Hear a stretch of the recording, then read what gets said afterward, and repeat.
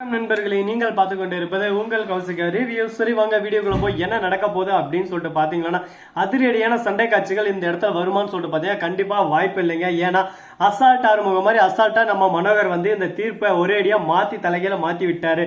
நம்ம கதிரேசன் இருக்காருல, அவருக்கு பாசிட்டிவா தான் தீர்ப்பு இவ்வளவு நேரம் இருந்துச்சு. நம்ம விஜய் ஜெயிலுக்கு போறது உறுதி அப்படின்னு சொல்லிட்டு எல்லாரும் ஒரு பக்கம் பயத்திலையும் பதட்டத்திலையும் ஆடி போய் அசந்து போய் நின்று இருந்தாங்க.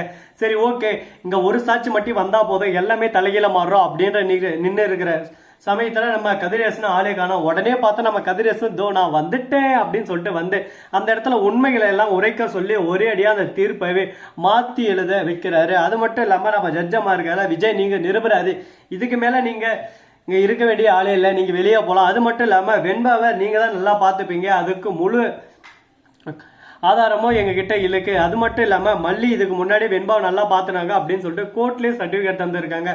வெண்பாவோட விருப்பம் எங்க இருக்கோ அவங்க அங்கதான் வளர்ந்தாகணும் அப்படின்னு சொல்லிட்டு முடிவு எடுத்துடுறாங்க. வெண்பா கிட்டே ஒரு கேள்வி கேட்குறாங்க, எனக்கு விஜய் மல்லி அம்மா இவங்க 2 பேர் தான் வேணும் அப்படின்னு சொல்லிட்டு ஓப்பனா சொல்லிடுறாங்க.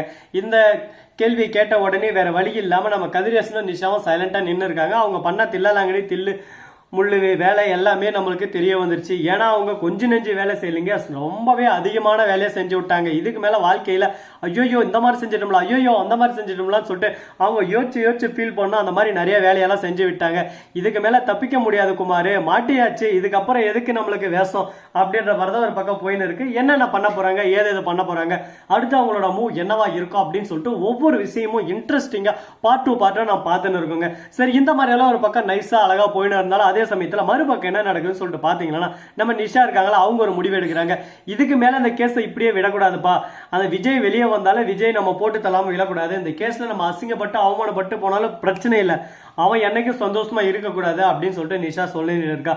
அதே சமயத்துல நிஷா அவனை அடிக்க கூடாது, அவனை சுத்தி இருக்காங்களே அவங்கள அடிக்கணும், அவனை யார் யாரை பிடிக்குமோ அவங்கள அடிக்கணும், அவங்கள அடிச்சாதான் அவனுக்கு வலிக்கும், அவனை அடிச்சா ஒரே அடியில அவன் ஐயோ சரியா போச்சுன்னு சொல்லிட்டு அமைதியாயிருவான். ஆனா அவனை சுத்திக்கிறவங்களை அடிச்சா இவங்க நம்மளால தான் பாதிக்கப்பட்டாங்க, நம்மளால தான் பாதிக்கப்பட்டாங்க, அணுவா கொஞ்சம் ஒரு நாளும் சித்திரப்பட்டு அப்படியே கூடி குறுகி போய் ஓர நிற்பான் அப்படின்னு சொல்லிட்டு சொல்றாங்க.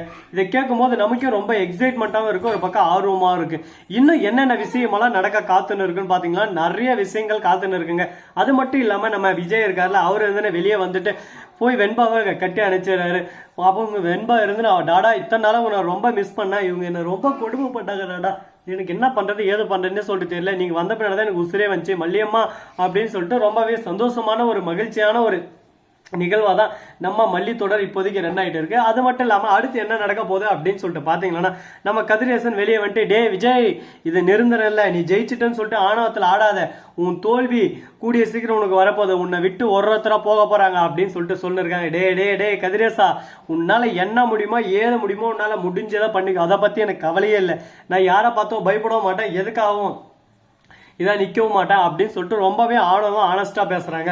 அதை பார்த்ததும் ஐயோ என்னையா நீ ஏதோ நல்லவன் மாதிரியோ, மறுபக்கம் விஜய் வெண்பா மல்லி இவங்கெல்லாம் தப்பு பண்ண மாதிரியும் அந்த தப்புல இருந்து அவங்க ஜெயிச்ச மாதிரியுமே பேசுறியே அப்படின்னு சொல்லிட்டு ஒரு பக்கம் நம்ம தேவசேனை கேட்க, தேவசேனா நான் கொடுத்த ஆஃபரை நீ அப்பயே வாங்கியிருந்தா இன்னார நீ எந்த லெவலில் இருந்திருப்ப தெரியுமே, ஆனா நீ என்னோட ஆஃபரை வாங்காம போய் இந்த ஒன்றும் இல்லாதவங்களுக்கு உதவி செஞ்சு அவங்கள ஜெயிக்க வச்சுட்டு இல்லை, இதுக்கு எல்லாமே நீ அனுபவிப்ப, இதுக்கான சரியான பாடம் உனக்கு நான் புகட்ட தான் போறேன் அப்படின்னு சொல்லிட்டு சொல்லிருக்காங்க. வணக்கம் சார், நல்லா புகட்டுங்க பாடம், நான் பாடம் கேட்டு ரொம்ப நாள் ஆச்சு அப்படின்னு சொல்லிட்டு கலாய்க்க ஆரம்பிக்கிறாங்க. நம்ம தேவசனா இதுக்கு தாங்க சொல்றது, எந்தெந்த இடத்துல எங்க பேசணுமோ அந்த இடத்துல பேசணும், அதை விட்டு நம்ம இஷ்டத்துக்கு நம்ம மாறுறதுனால ஒன்றும் நடக்க போறது இல்லைங்க. சரி போனதெல்லாம் போயிருச்சு, இவங்க கூட பேசி நமக்கு என்ன, விஜய் நடுங்க போலான்னு சொல்லிட்டு தேவசனா கூட்டின்னு போறாங்க. அரவிந்த் அந்த சமயத்துல கரெக்டா வந்து தீர்ப்பு எல்லாம் நமக்கு சாதகமா அமைஞ்சிச்சான்னு சொல்லிட்டு எல்லாத்தையும் விசாரிக்க ஆரம்பிக்கிறாரு. எந்த கவலையும் இல்லை அரவிந்த், நீங்க வந்ததுனால கரெக்டான டைம்ல கரெக்டா கூட்டிட்டு வந்து இந்த பொண்ணை ஒப்படைச்சிங்க குழந்தையா அப்படின்னு சொல்லிட்டு சொல்றாங்க. இது எல்லாத்துக்கும் எனக்கு கிரெடிட் இல்லை, இது எல்லாமே வெண்பா பண்ணதான். வெண்பா மட்டும் எனக்கு போன் பண்ணி இந்த மாதிரி தகவல் எல்லாம் சொல்லாம இருந்தா கண்டிப்பா நானும் அங்க போயிருக்க மாட்டேன், மீட்டின்னு வந்திருக்க மாட்டேன், இது எல்லாத்துக்கும் காரணம் வெண்பா மட்டும்தான் சொல்லிட்டு சொல்றாங்க. வெண்பா இருந்து சிதுப்பிலேயே அழகா வீட்டுக்கு போலான்னு சொல்லிட்டு வீட்டுக்கு போறாங்க. வீட்டுக்கு போய் பார்த்தா அப்பதாங்க சொர்க்கமே என்றாலும் அந்த மாதிரி ஒரு மியூசிக்கை போட்டு அப்படியே சும்மா குத்தாட்டு ஆடுறாங்க. ஏன்னா இத்தனை நாள் எல்லாமே தனித்தனியா இருந்துட்டு இன்னைக்கு ஒன்னா இருக்கிற போது அந்த சந்தோஷம் அந்த ஃபீல் இருக்கே அது வேற லெவல்ல இருக்க போது பூஸ் பம்ஸா இருக்கு, ரொம்பவே சந்தோஷப்பட்டு இருக்காங்க. இந்த மாதிரி ஒரு நிகழ்வு நடந்தது கடந்த காலம் அந்த மாதிரி தான் நடந்திருக்கு. ஆனா இப்ப இன்னைக்கு நடந்திருக்குது. ரொம்பவே சந்தோஷமான ஒரு விஷயம் தான். விஜய் மல்லி ஃபேன்ஸ் எல்லாருக்கும் ஒரு தீபாவளின்ற மாதிரி ஆஃபர் தான் இருக்கு. அது மட்டும் இல்லாம நாளைக்கு என்னடி அப்படின்னு சொல்லிட்டு யார் யாருக்கு தெரியுமோ எல்லாரும் கமெண்ட் செக்ஷன் சொல்லிட்டு, இதை தெரியாம யார் இருப்பீங்கன்னு சொல்லிட்டு கேட்டுமிங்க.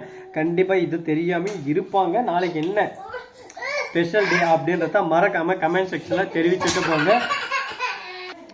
சரி நண்பர்களே, இந்த வீடியோ உங்களுக்கு பிடிச்சிருந்தா லைக் பண்ணுங்க, கமெண்ட் பண்ணுங்க, ஷேர் பண்ணுங்க, டிண்டிங் பெல்ல தட்டி விட்டு போங்க.